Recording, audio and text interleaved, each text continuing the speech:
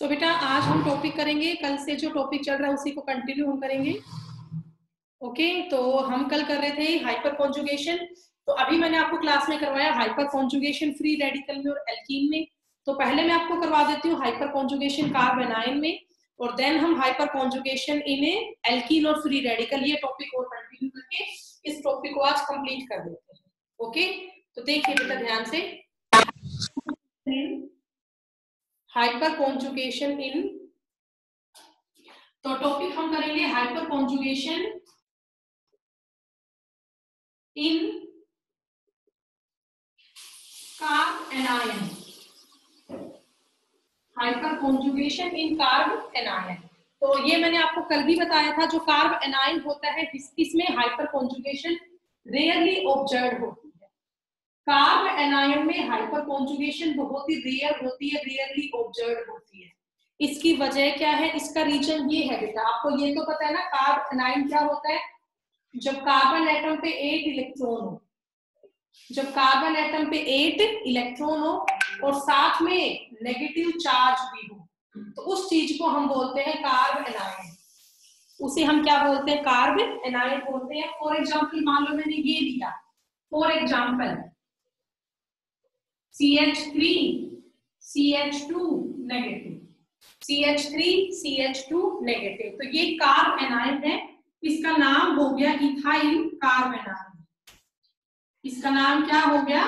Ethyl carb anion हो गया। तो जो ये इथाइल कार्ब एनायन है, इसमें क्या होगा बेटा? देखिए, इथाइल कार्ब एनायन है, इसका स्ट्रक्चर बना रही हूं C, और इस C पर कितने H है? 3। देन ये आपका एक और C है, इस C पर कितने H है? 2। ठीक है, इस C पे 2H है, और इसके आगे आप देखिए बेटा, साथ में C पे नेगेटिव चार्ज भी है। साथ में जो C की लोब है, इस पर ये फील्ड है, फील्ड लोब है, क्योंकि कार्बन एटम पे नेगेटिव चार्ज भी है और कार्बन एटम पे साथ में लोन पेयर भी है। तो ये कार्बन एटम है, इस पे नेगेटिव चार्ज भी है और साथ में इस पे 2 इलेक्ट्रॉन भी है, लोन पेयर भी है। तो जो ये आपका कार्ब एनायन है, ये कहीं ना कहीं स्टेबल है। जो आपका कार्ब एनायन है, ये कहीं ना कहीं बेटा स्टेबल है। आप लोग खुद देख सकते हो, इसमें कार्बन एटम पे नेगेटिव चार्ज भी है और कार्बन एटम पे 2 इलेक्ट्रॉन भी है। तो टोटल इस कार्बन एटम के पास कितने इलेक्ट्रॉन हुए? 2, 4, 6 और 8। तो कार्ब एनायन पे यहाँ पे 8 इलेक्ट्रॉन हुए। 8 इलेक्ट्रॉन होने का मीनिंग ये स्टेबल हुआ। अगर इस पे 8 इलेक्ट्रॉन है, इट मीन्स ये क्या हुआ? स्टेबल। ठीक है, तो अगर ये स्टेबल है तो ये इजिली जो है आपका हाइपर कॉन्जुगेशन शो नहीं करेगा। ठीक है, तो सिंपली ये हाइपर कॉन्जुगेशन शो नहीं करता क्योंकि ये इलेक्ट्रॉन रिच स्पीसीज है, इसका ऑक्टेट पूरा है, तो यहाँ पर इजिली हाइपर कॉन्जुगेशन नहीं होती। तो यहाँ किस कंडीशन में हाइपर कॉन्जुगेशन होगी? इस केस में किस कंडीशन में हाइपर कॉन्जुगेशन होगी? तो इतना आप लोगों ने कर लिया होगा, बाकी आप नोट डाउन कर लेना। यही एक बार रुको बेटा, कोई बात नहीं, रिकॉर्डिंग में से कर लेना। तो जो ये कार्ब एनायन है, इसमें सिंपली तो हाइपर कॉन्जुगेशन होती ही नहीं है, क्योंकि ये कार्बन एटम स्टेबल है, इट हैव 8 इलेक्ट्रॉन। तो इस केस में कब आपका हाइपर कॉन्जुगेशन होगा? तो आप क्या बोलेंगे? When any electronegative atom, when any electronegative atom attached to alpha carbon, when any electronegative atom attached to alpha carbon, अगर alpha carbon से कोई electronegative atom जुड़ जाए, then hyperconjugation takes place. Then hyperconjugation in carb anion takes place. बेटा simply तो नहीं होगी, लेकिन अगर अल्फा कार्बन पे कोई इलेक्ट्रोनेगेटिव एटम आ जाए, अगर अल्फा कार्बन पे कोई इलेक्ट्रोनेगेटिव एटम आ जाए, तब जरूर आपका जो कार्ब एनायन है वो हाइपर कॉन्जुगेशन शो करेगा। मैंने एक पॉइंट बोला, हाइपर कॉन्जुगेशन कार्ब एनायन में रेयरली एग्जिस्ट करती है, तो वो मैंने आपको समझा दिया क्यों करती है।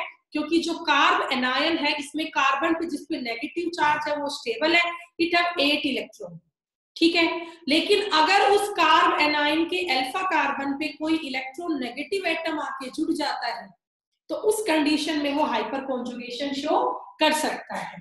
ठीक है, तो अब मैं आपको उसका एग्जांपल समझाती हूँ बेटा, देखिए ध्यान से, ये मैं रब कर देती हूँ। मान लीजिए मैंने कंपाउंड लिया और कंपाउंड मेरा ये है कि ये एक कार्बन एटम है, इस पर बेटा 2 H जुड़े हुए हैं और इस कार्बन एटम पे एक Cl जुड़ा हुआ है। ठीक है, उसके बाद ये नेक्स्ट कार्बन है, इस C पर 2 H है और इस कार्बन एटम पे नेगेटिव चार्ज भी है। तो वैसे तो ये कार्बन एटम अपने आप में स्टेबल है, इट हैव 8 इलेक्ट्रॉन, लेकिन आप ये देखिए जो ये कार्बन एनाइन का नेक्स्ट कार्बन है अल्फा कार्बन, इस अल्फा कार्बन पे एक Cl आ गया, अल्फा कार्बन पे एक Cl आ गया। और आप सभी को पता है जो क्लोरीन है वो इलेक्ट्रोनेगेटिव एटम होता है। क्लोरीन इज इलेक्ट्रोनेगेटिव एटम, मतलब क्लोरीन एटम की टेंडेंसी है अपने साइड इलेक्ट्रॉन को अट्रैक्ट करने की। तो इस कंडीशन में क्या होगा, जो इस कार्बन पे ये 2 लोन पेयर पड़े हैं, इनसे ये यहाँ डबल बॉन्ड बनाएगा, इनसे ये यहाँ पे क्या बनाएगा, डबल बॉन्ड, और C का इलेक्ट्रॉन अपने साइड कौन खींच लेगी, क्लोरीन।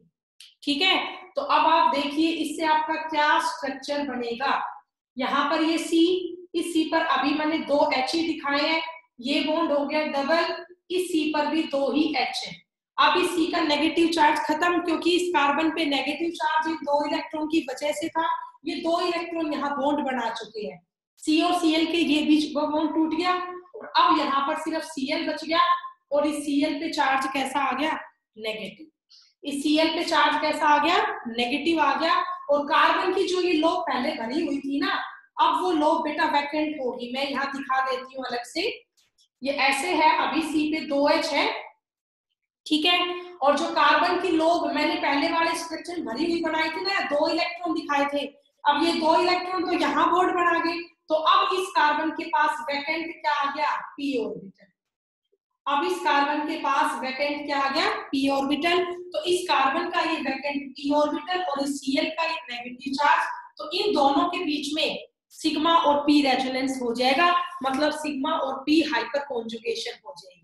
तो ये आपका टॉपिक हुआ हाइपर कॉन्जुगेशन इन कार्ब एनायन। सिंपली कंक्लूजन ये आया, कार्ब एनायन है वो रेयरली ही हाइपर कॉन्जुगेशन शो करता है। तो कार्ब एनायन में हाइपर कॉन्जुगेशन कब आएगी, जब कार्ब एनायन के अल्फा कार्बन पे कोई ज्यादा इलेक्ट्रोनेगेटिव एटम जुड़ जाता है।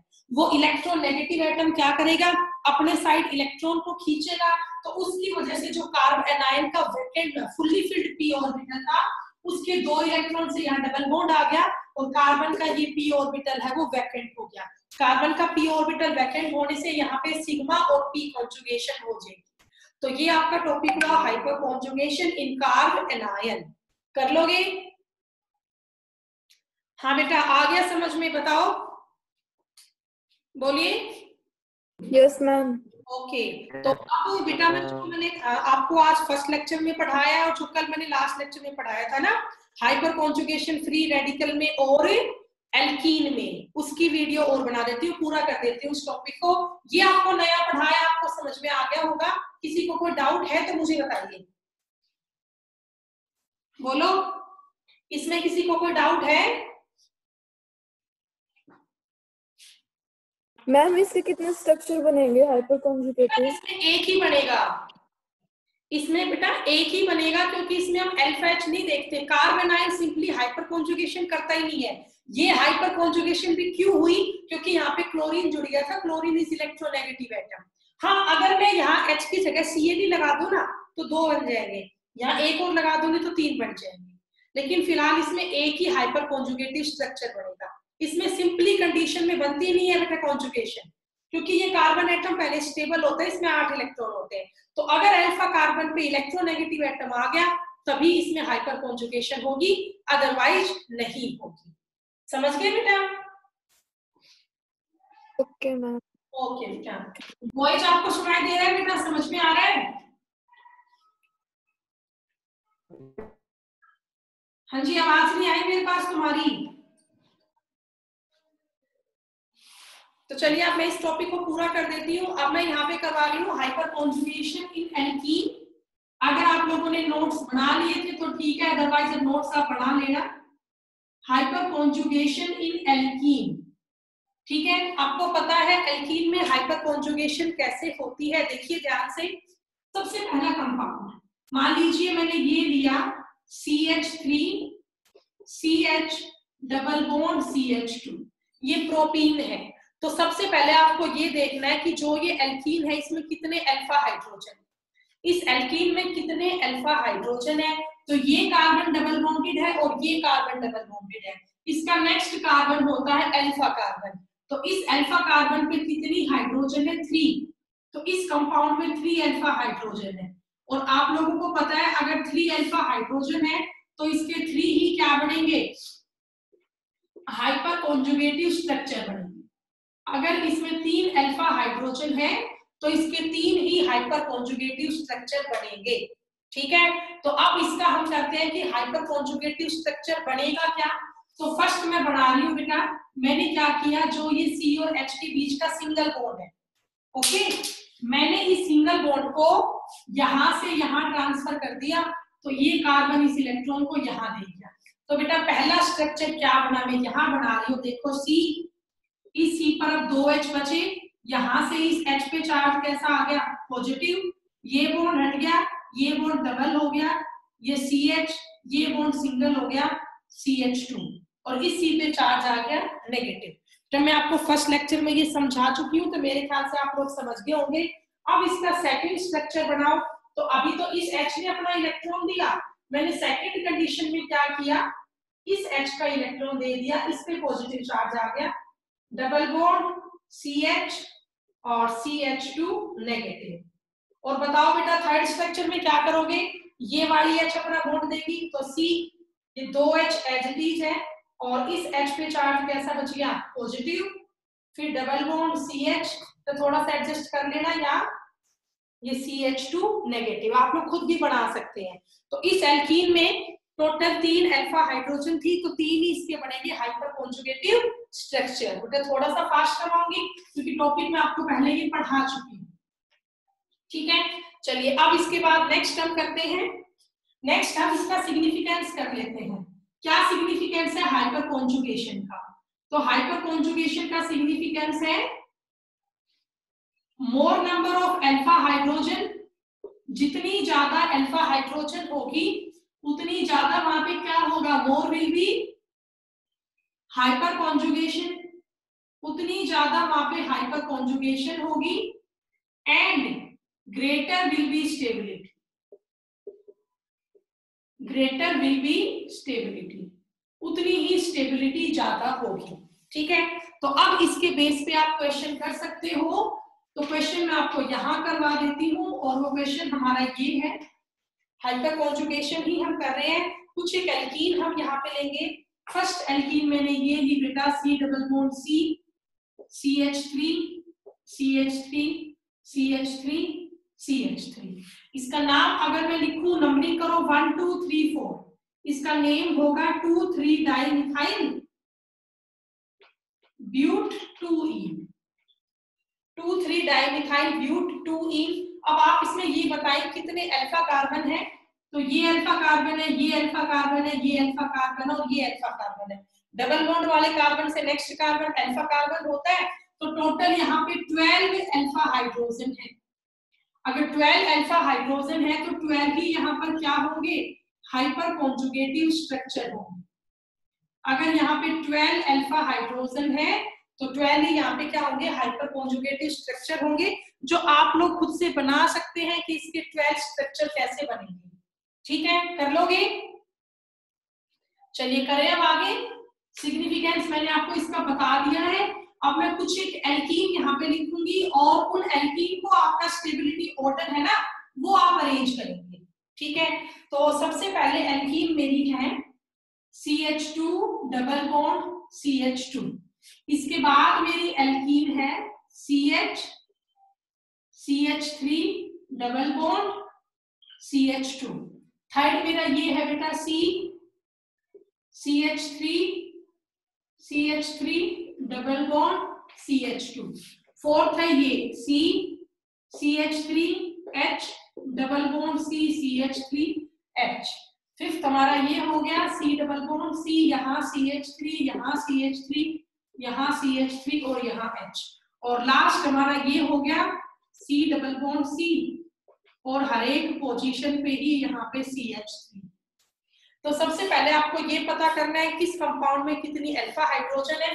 तो ये आपको पता है फर्स्ट कंपाउंड में कोई अल्फा हाइड्रोजन है ही नहीं, 0 है। ठीक है, यहाँ कितनी अल्फा हाइड्रोजन है, ये कार्बन है alpha, there are 3 alpha hydrogen. इसमें कितने अल्फा कार्बन है बेटा, ये भी अल्फा है, ये भी अल्फा है, देयर आर 6 अल्फा हाइड्रोजन।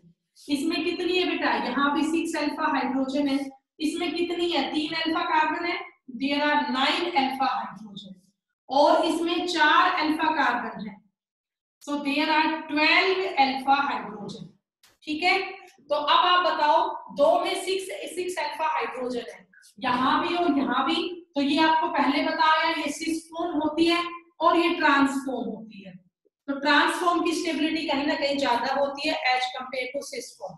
तो यहाँ मैंने ये 5-6 एल्कीन बनाई, इन सभी एल्कीन में मोस्ट स्टेबल कौन सी होगी, ये होगी बेटा, ये वाली लीस्ट स्टेबल है, इससे ज्यादा ये है, इससे ज्यादा ये है, इससे ज्यादा ये है, और सबसे ज्यादा ये है। जिसमें ज्यादा अल्फा हाइड्रोजन होंगे उसी एल्कीन की स्टेबिलिटी भी ज्यादा होगी, क्योंकि अगर अल्फा हाइड्रोजन ज्यादा है तो हाइपर कॉन्जुगेटिव स्ट्रक्चर भी ज्यादा होंगे, और हाइपर कॉन्जुगेटिव स्ट्रक्चर भी ज्यादा है तो इट मीन्स उस कंपाउंड की स्टेबिलिटी भी ज्यादा है। ठीक है, तो ये आप कर लेंगे बेटा, हो जाएगा ये। चलिए अब इसके बाद फिर मैं नेक्स्ट आपको करवाती हूं।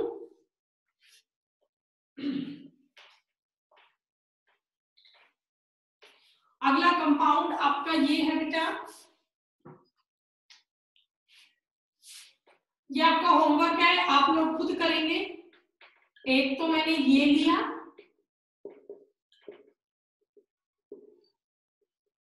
इसमें कितने हाइपर कॉन्जुगेटिव स्ट्रक्चर बनेंगे वो आप लोग बनाएंगे, और सेकंड आप लोगों के लिए ये है,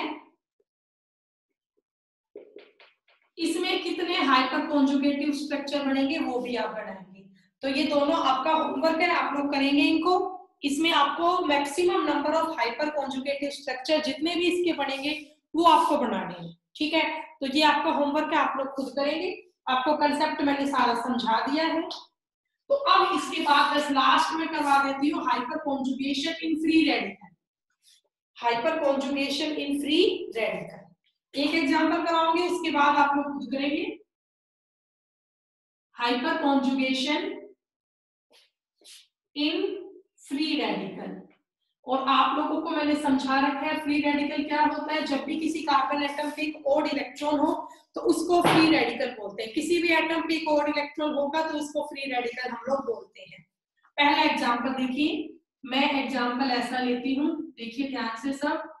ये है C, इस C पर बेटा फ्री रेडिकल है, और आगे इस C पे 3H है, और इस C पे भी 3H है। ठीक है, ये आपका कंपाउंड है। तो आपको पहले इसमें अल्फा कार्बन ढूंढना है। तो अल्फा कार्बन कौन सा होगा, फ्री रेडिकल वाले के नेक्स्ट कार्बन। तो ये भी अल्फा है, ये भी अल्फा है, और ये भी अल्फा है। तो टोटल इसमें कितने अल्फा कार्बन है, तो टोटल इसमें अल्फा कार्बन तो है 3, अल्फा कार्बन 3 है, और अल्फा हाइड्रोजन कितनी है, 3 इसके पास है, 3 इसके पास और 1 इसके पास है। टोटल यहाँ पे है 7 अल्फा हाइड्रोजन।